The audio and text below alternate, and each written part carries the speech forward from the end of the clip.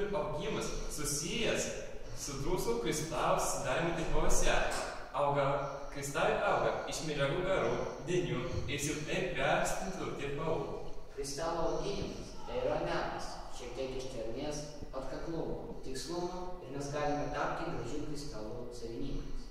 Pats paprasčiausias, tačiau vienas iš pagrindinių būdų kristalų auginimas iš tirpalų. Vienas iš greičiausių metodų kristalų auginimas natrio silikato tirpaluose.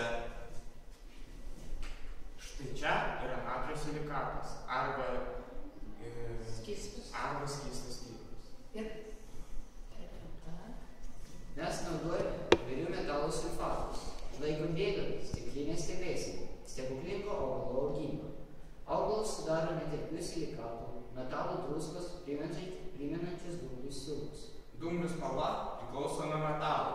Vario druskos duoda mėlyną spalvą, kobalto tamsiai mėlyną, magnio, aliuminio ir baltą niekelio, turkio geležies, rūdo, chromo, žalio geležies druskų pateikiama tamsiai žalia.